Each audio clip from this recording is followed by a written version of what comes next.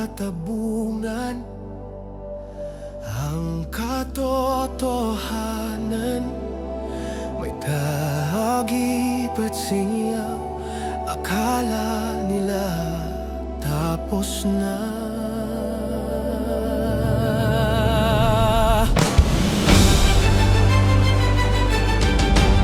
Pero gumalaw na ang langit. Akala nila tapos na ang laban. Ang tinig niya'y tuluyan ng napatahimik. Nalibing ang pag-asa sa dilim, at ang katotohanan ay tinabunan. Ngunit sa dilim, bago ang liwanag, may kapangyarihang hindi mapipigil. Bumulong ang bato, bumukas ang langit, at ang kamatayan ay natalo. Nakita ng bantay ang hindi maikakaila, ngunit ang takot ay kayang bumili ng katahimikan.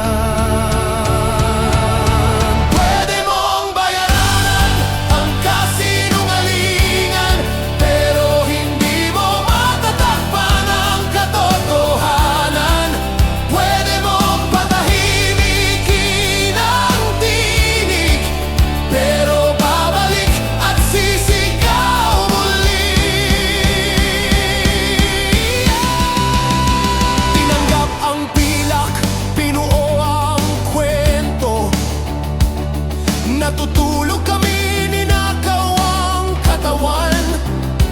Ngunit paano magnanakaw kung walang nakakita?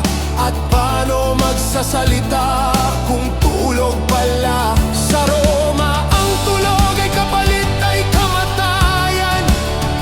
Ngunit ngayon ang katotohanan ay binayaran. Wasak ang lohika,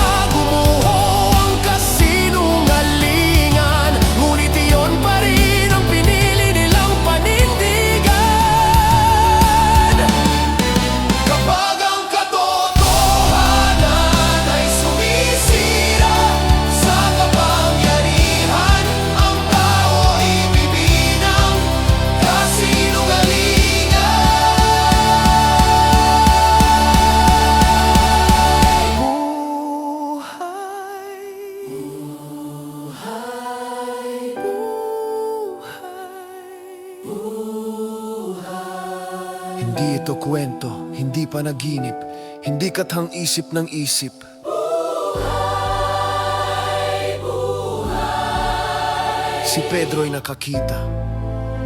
Ang 12 tumayo. 500 ang saksi. Nakita siya. Buhay, buhay. Siya'y buhay. Mula sa takot, naging matapang. Ibinigay ang buhay dahil nakita siya.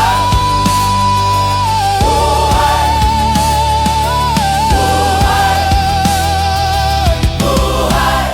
Sino ang nagtagumpay? Sino ang nagtagumpay? Si Jesus. Sino ang bumangon? Si Jesus. Buhay siya. Buhay siya. Buhay siya.